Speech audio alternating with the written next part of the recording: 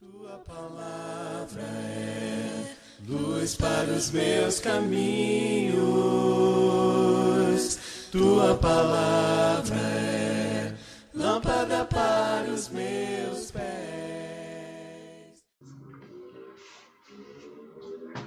Olá, meu amado e minha amada no Senhor. Saúdo você mais uma vez com a paz do nosso Senhor Jesus. Até aqui o Senhor nos abençoou para permanecermos caminhando juntos nesse aprendizado. Estamos chegando ao final, na reta final desse curso.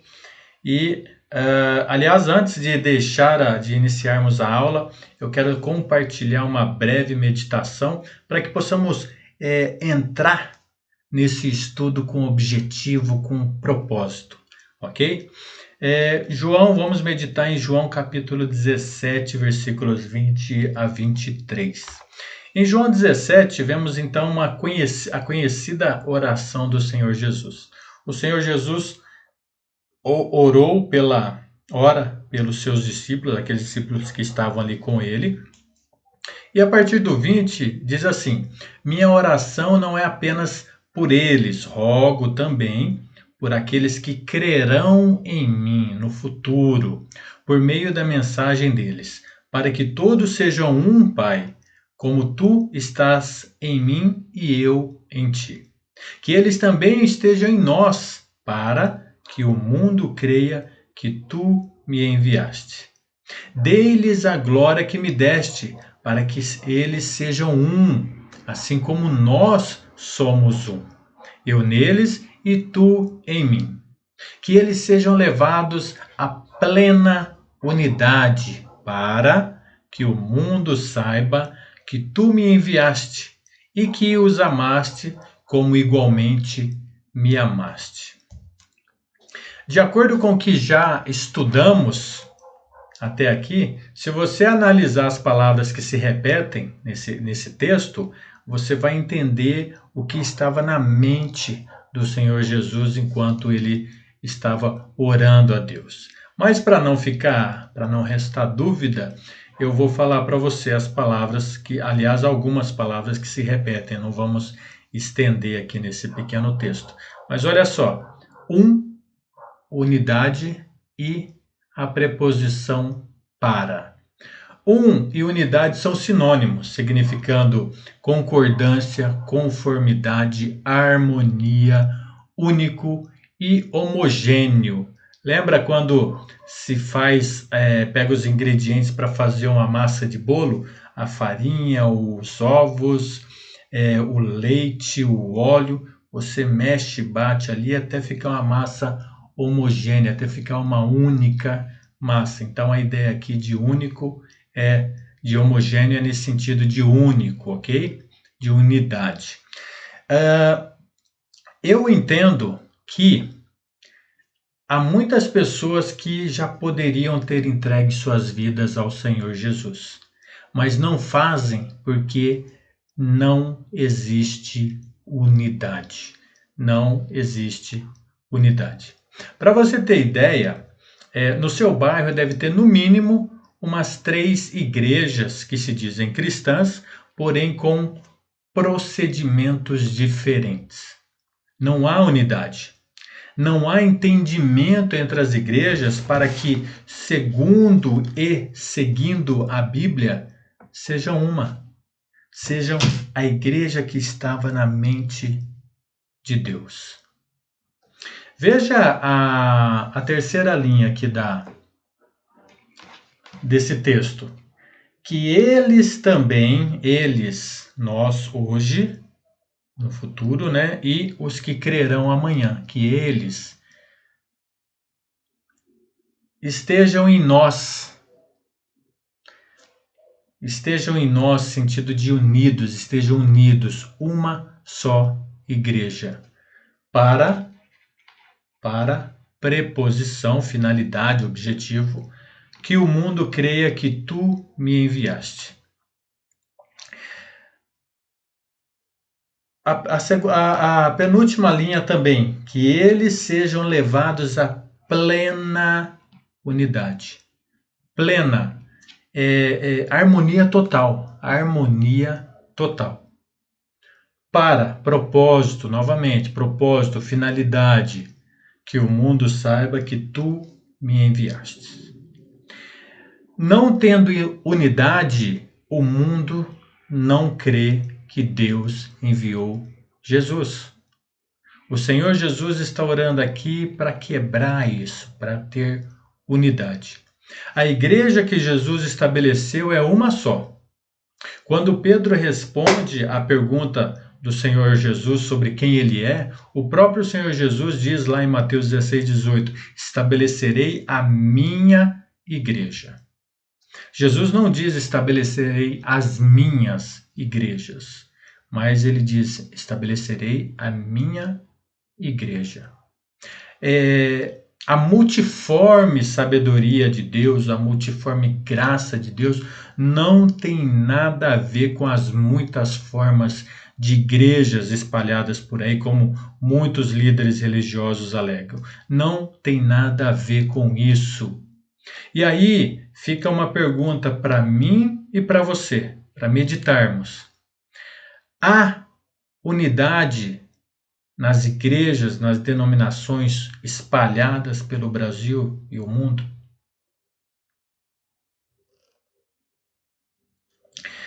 Se a sua resposta for negativa, não há unidade, a responsabilidade está sobre quem? Lembrando que eu e você somos a igreja, ok? Mas eu vou lhe contar um segredo que tem nessa passagem. O segredo para ter unidade está nos versículos 17 e 19 desta passagem. É preciso se santificar na palavra. Santificar significa consagrar, se consagrar para o uso divino. Então, e como fazer isso? Seguir somente a Bíblia, a verdade. Seguir somente a Bíblia e buscar nela, dentro do contexto, como fazer a vontade de Deus. Se consagrar ao Senhor, se consagrar na verdade, ok? Caminhando então para a aula, dito isso, vamos iniciar essa aula 10 com o título A Igreja na Bíblia, a necessidade de restauração. E aí contextualizando o que é restauração. Obras de arte, edifícios históricos, carros antigos, de fato, quase todas as coisas materiais sofrem ao longo dos anos e também com o abuso e maus tratos dos homens. Quando se trata de coisas valiosas ou únicas, os homens tentam restaurá-la ao seu brilho original e também preservá-la. É o caso, por exemplo, dessa obra de arte restaurada pelo Demoli Art Studio. E para isso, uma ciência foi desenvolvida para a restauração de prédios históricos e objetos de estimação.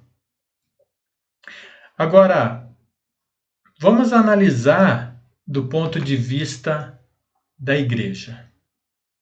A igreja de Jesus sofreu ao longo dos tempos pelos abusos e maus tratos dos falsos mestres, mas há como restaurá-la ao seu brilho original.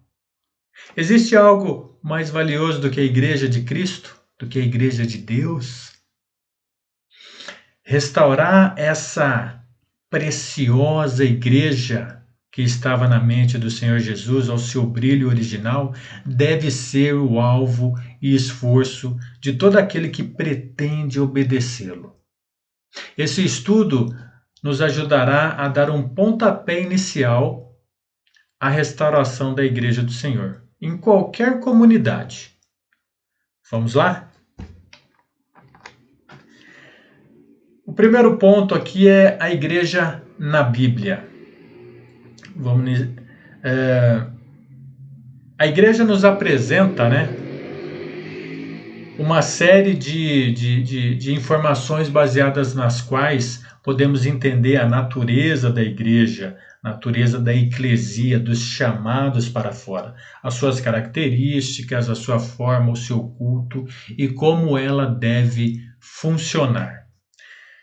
Falando um pouquinho definindo aí, né, a definição e o propósito. Ao contrário de muitas igrejas no Brasil, que foram fundadas por homens, né? Nós vemos aí homens se intitulando fundadores de igrejas, de determinadas igrejas. Segundo a Bíblia, a igreja foi fundada pelo Senhor Jesus. É o que diz lá em Mateus, versículos 13 a 19.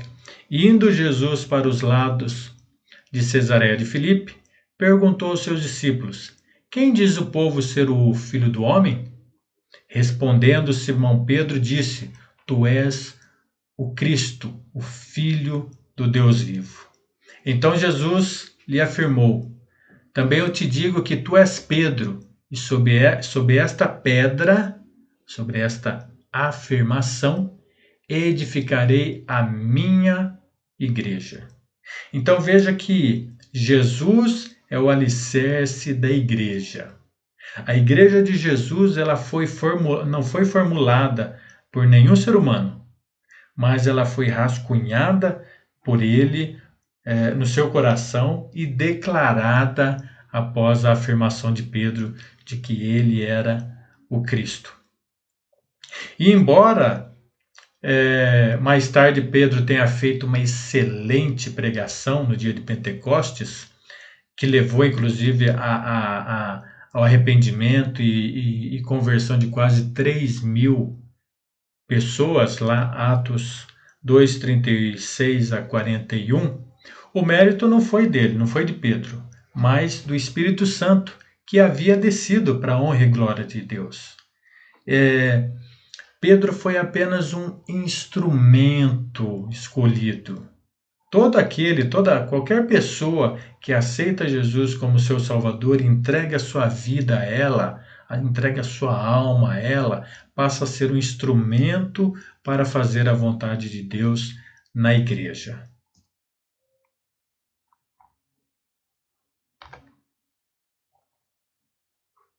Ainda falando sobre a igreja na Bíblia, vou falar agora de um outro ponto, que a igreja é o corpo de Cristo. Então, olha só, lá em Efésios, Efésios capítulo 1, versículo 22, 23 e Efésios 4:4, nós vamos ver que a igreja é o corpo de Cristo. E vamos ver também que há um só corpo e um só espírito, assim como a esperança para a qual vocês foram chamados, confirmando o que está dizendo lá em Efésios capítulo 1. Então, conforme se vê nesses versículos, Deus é o Todo-Poderoso, né? Ele planejou, ele autorizou, ele estabeleceu e reconhece apenas um corpo. Ok? Colossenses 1:18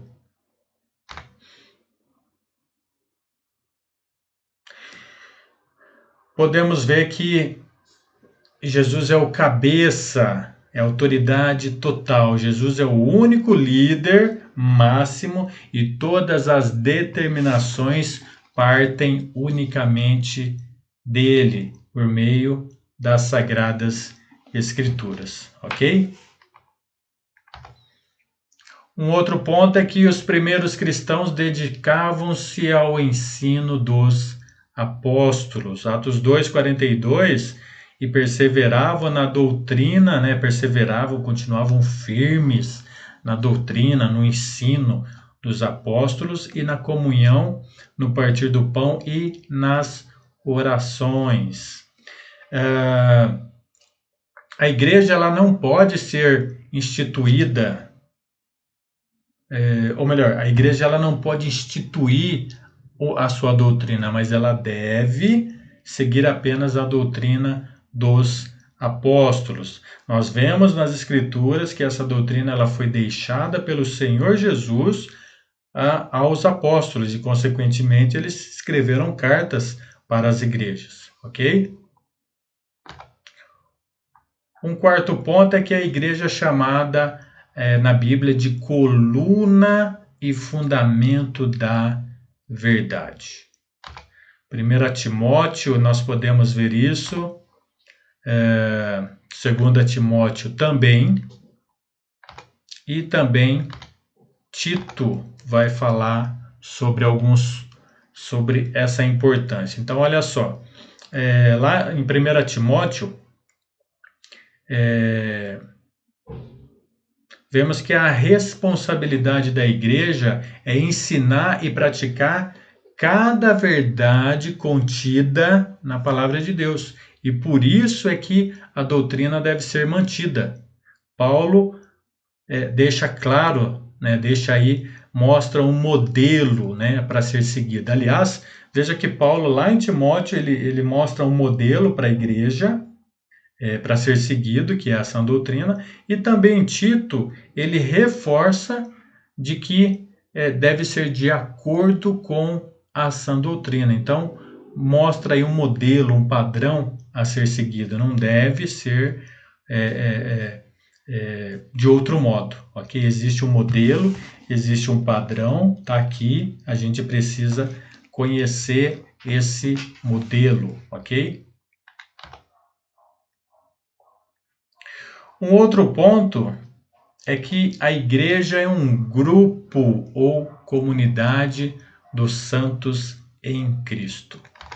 Atos 2, 41 e 47, eu vou ler aqui embaixo na nova tradução da linguagem de hoje, ok? Diz assim: muitos acreditaram na mensagem de Pedro e foram batizados.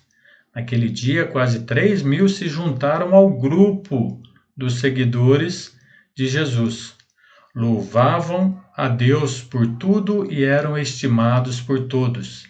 E cada dia o Senhor juntava ao grupo as pessoas que iam sendo salvas. Então veja que é essencial ser membro da Igreja do Senhor se queremos ser salvos. Eu já disse anteriormente, vou repetir, João 14, Evangelho de João, capítulo 15, versículo 14, o Senhor Jesus diz: se vocês serão meus amigos se fizerem o que eu lhes ordeno.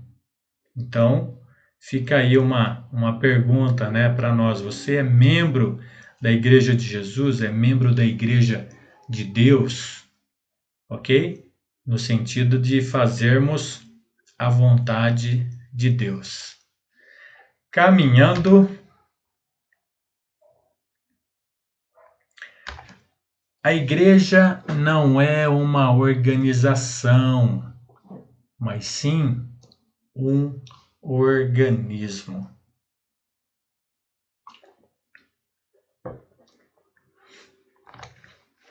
Efésios capítulo 4, versículos 15 e 16 diz assim: mas seguindo a verdade em amor, cresçamos em tudo naquele que é a cabeça, Cristo, de quem todo o corpo, bem ajustado e consolidado pelo auxílio de toda a junta, segundo a justa cooperação de cada parte, efetua o seu próprio aumento para a edificação de si mesmo em amor. Olha a sabedoria do Senhor, como é interessante, A comparação da Bíblia, ou melhor, a comparação que a Bíblia usa para definir a igreja é como um corpo, o nosso corpo, que é o nosso organismo. Quando todas as partes do nosso corpo estão bem ajustadas, consolidadas, elas cooperam para o crescimento, para o desenvolvimento saudável do nosso corpo.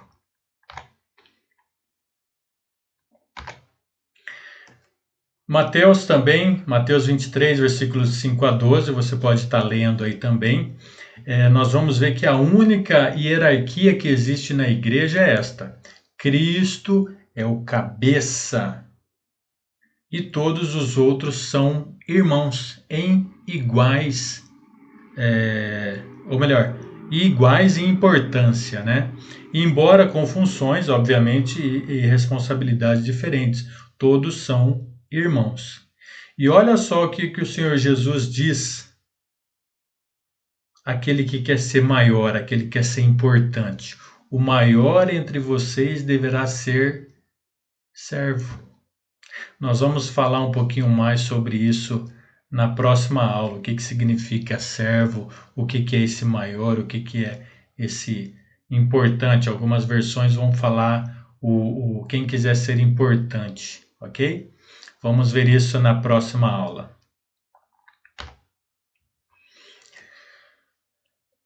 Nomes bíblicos que carregam a identidade de Cristo.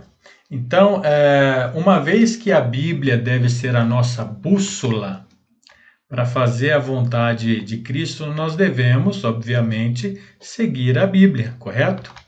E, então, temos aqui alguns nomes, 14 nomes bíblicos para igrejas. Para você ter uma ideia, nomes traz identidade, ok? E também origem. Então, se um homem funda uma igreja e coloca determinado nome, quando alguém perguntar de onde veio o nome, o que você acha? Vão se lembrar de Jesus que morreu na cruz ou daquela pessoa que fundou?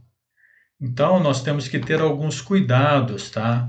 E aqui segue alguns nomes aí que nós podemos usar na igreja de maneira bíblica. Simplesmente a igreja de Deus, a igreja do Senhor, a igreja de Cristo, o corpo de Cristo, a casa de Deus, o reino, o rebanho de Cristo, a noiva de Cristo, todos os cristãos reunidos, cristão, discípulos santos, filhos de Deus. Vários nomes a igreja dá para fazermos exatamente a vontade de Deus. Caminhando mais um pouquinho, vamos falar aí sobre a unidade da igreja estabelecida por Cristo. 1 Coríntios, essa parte aqui eu vou ler porque eu acho muito importante, muito delicada. 1 Coríntios 1:10, Paulo diz assim: irmãos, em nome do Senhor Jesus Cristo, suplico a todos vocês que concordem uns com os outros no que falam, para que não haja entre vocês divisões, e sim que todos estejam unidos num só pensamento e num só parecer. Romanos, capítulo 17, Romanos 16, versículos 17 e 18 diz: recomendo-lhes, irmãos, que tomem cuidado com aqueles que causam divisões e colocam obstáculos ao ensino que vocês têm recebido. Afastem-se deles, pois essas pessoas não estão servindo a Cristo, nosso Senhor, mas a seus próprios apetites. Mediante palavras suaves e bajulação, enganam os corações dos ingênuos. Ainda hoje, Jesus continua clamando com amor aos seus discípulos, no sentido de que a igreja não dê lugar à divisão. Nós temos que ter cuidado com isso, para não desagradar o Senhor, não desonrá-lo. Porém, a grande maioria dos seus discípulos tem abandonado esse pedido do Senhor, e dando início a denominações e seitas, as quais somam milhares pelo mundo. Cada um afirma que a Bíblia, ou melhor, cada um afirma seguir a Bíblia e ao Deus único. Porém, usam nomes diferentes, doutrinas diferentes, formas de adoração diferentes e práticas diferentes umas das outras. É muito estranho isso.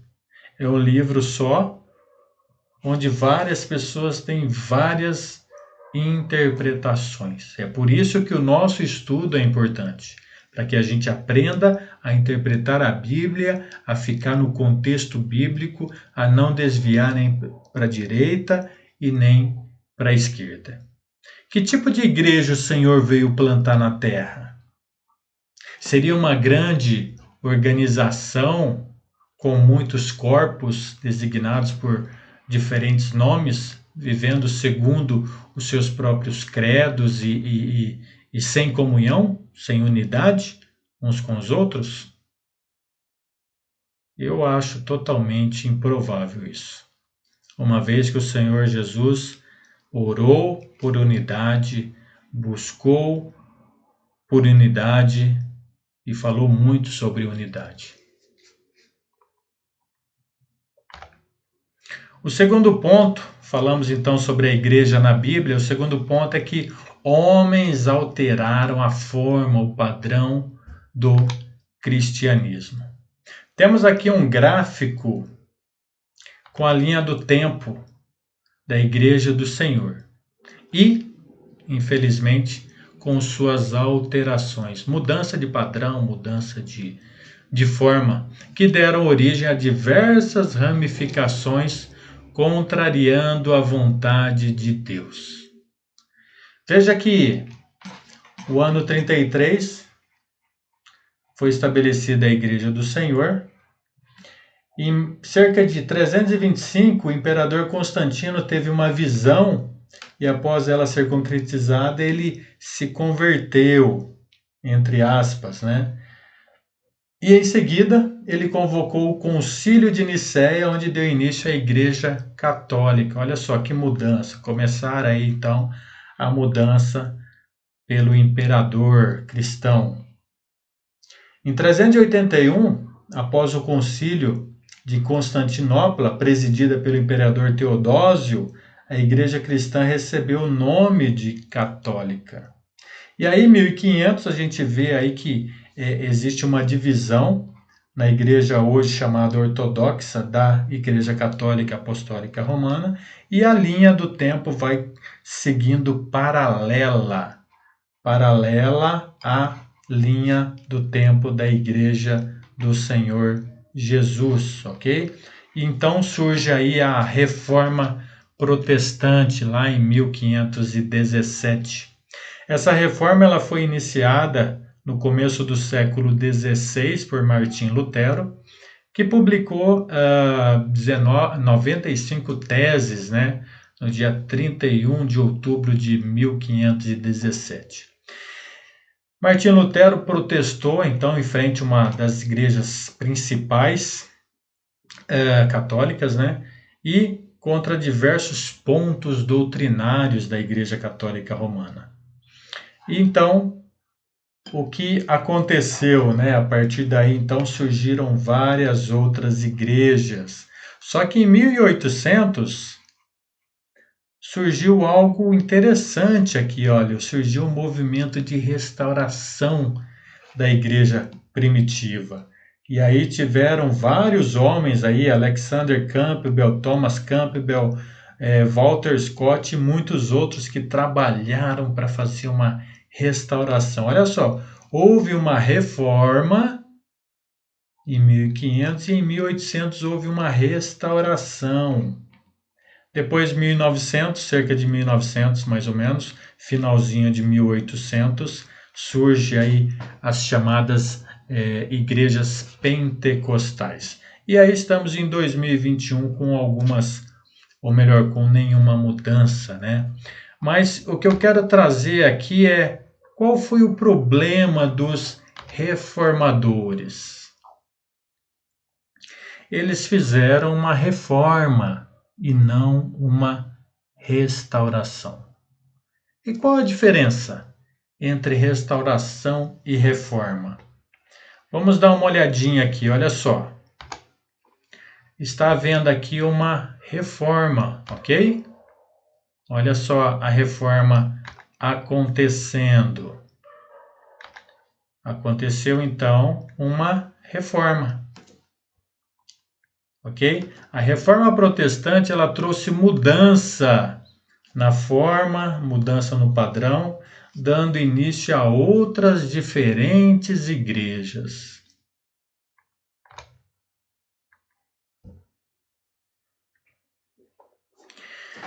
Se tivessem feito a restauração, teriam voltado à igreja original, à igreja bíblica, voltado à vontade de Deus. Infelizmente, não foi isso que aconteceu. Pelo contrário, houve uma ramificação enorme. Várias igrejas surgiram a partir da Reforma Protestante.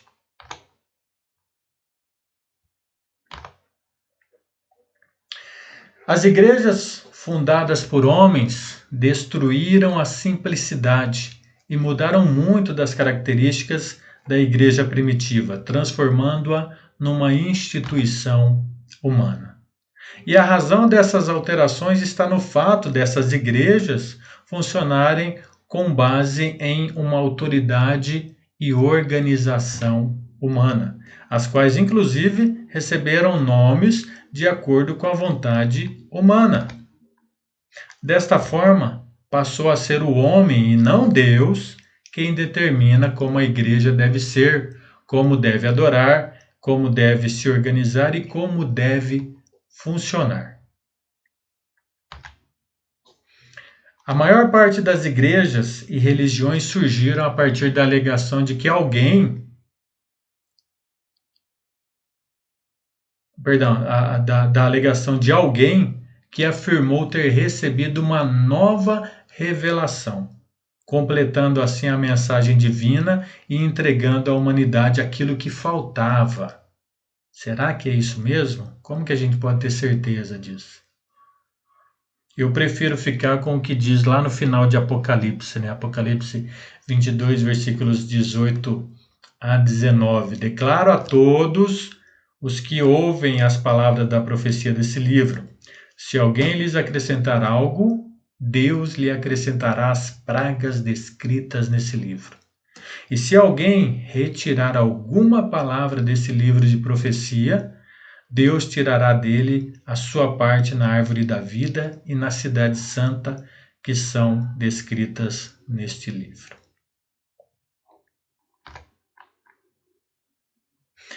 Olha só o que o apóstolo Paulo escreveu aos Gálatas. Admiro-me que vocês estejam abandonando tão rapidamente aquele que os chamou pela graça de Cristo, para seguirem outro evangelho, que na realidade não é evangelho. O que ocorre é que algumas pessoas estão perturbando, querendo perverter o evangelho de Cristo. Mas ainda que nós, ou um anjo do céu, pregue o evangelho diferente daquele que lhes pregamos, que seja amaldiçoado. Como já dissemos, agora repito, se alguém lhes anuncia um evangelho diferente daquele que já receberam, seja amaldiçoado. O que temos visto continuamente no mundo religioso é fruto de profetas modernos. Mas Deus, na sua imensa sabedoria, já prevendo isso, já prevendo que isso iria acontecer, deixou claro na Bíblia a sua manifestação de repúdio. Paulo deixa muito claro isso. Hoje, se quisermos, ainda podemos ser simplesmente cristãos. Ainda podemos ser simplesmente discípulo de Jesus Cristo. Os seguidores de Jesus no primeiro século não se autodenominaram, como observamos que hoje em dia existe essa prática. Qual era a igreja de Paulo, de Pedro, de Tiago ou de outros apóstolos e seguidores de Jesus no primeiro século? Eles eram apenas discípulos de Cristo, simplesmente cristãos, e reuniam-se com os demais que também eram simplesmente cristãos.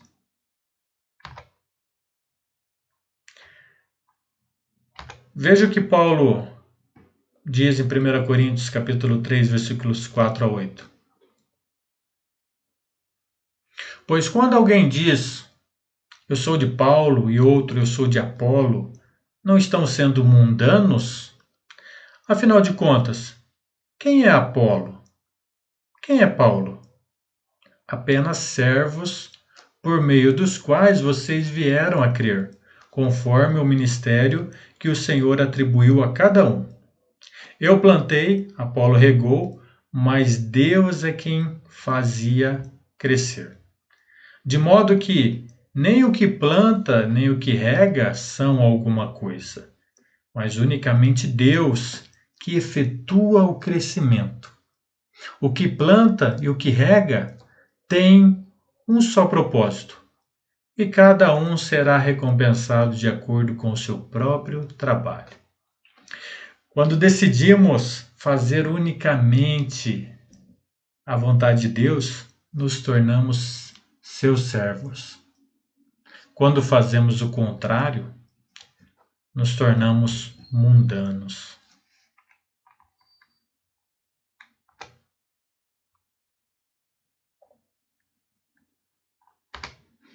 Atos 11, 26.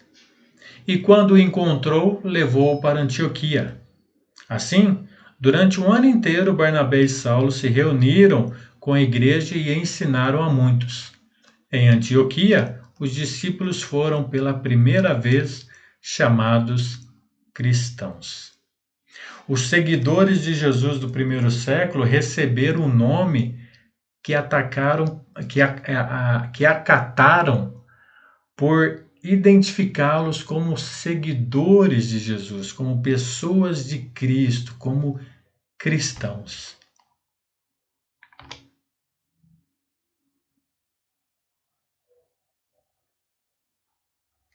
O último ponto, a necessidade de restauração da igreja bíblica.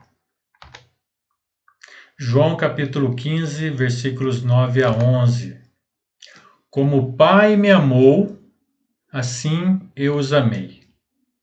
Permaneçam no meu amor. Se vocês obedecerem aos meus mandamentos, permanecerão no meu amor, assim como tenho obedecido aos mandamentos de meu Pai, e em seu amor permaneço. Tenho-lhes dito estas coisas para que a minha alegria esteja em vocês, e a alegria de vocês seja completa. A Igreja do Senhor precisa pregar constantemente a volta completa às origens do cristianismo bíblico. A palavra restauração significa trazer alguma coisa de volta ao seu estado original. A igreja bíblica é como um rio que tem sido poluído pelas doutrinas e escombros dos homens mundanos. O esforço de restauração é uma tentativa de restaurar o rio para que ele volte a ser puro, tirando, despoluindo tudo que não deve estar lá. E por isso você é um convidado para essa restauração. E a conclusão é esta: a igreja hoje precisa ser tudo que Deus sempre quis que fosse. Para isso, uma volta às instruções bíblicas e uma consequente restauração em muitos dos ensinos, crenças e práticas atuais se fazem necessárias. Essa é a igreja que foi levada através dos séculos por uma sustentação divina. a semente viva que é a palavra de Deus. Essa é a igreja de Cristo hoje. A palavra de Deus, em sua pureza, é a semente viva que pode e de fato produz segundo a sua espécie. A igreja do primeiro século está conosco hoje porque a semente viva está conosco. O mesmo evangelho ainda está estabelecendo igrejas de Cristo pelo mundo.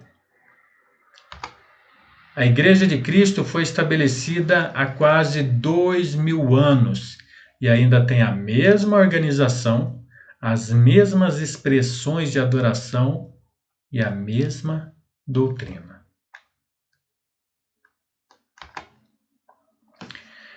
Na próxima aula, vamos continuar explorando a ideia de restauração da igreja bíblica, né? Porém, nós vamos buscar aqui na Bíblia o modelo que Cristo nos deixou. Eu incentivo você a vir comigo na próxima aula para a gente estudar as Escrituras e ver a organização da igreja bíblica, o modelo que o Senhor Jesus nos deixou. Que a graça e a paz do Senhor Jesus seja com você. Até lá, se o Senhor permitir.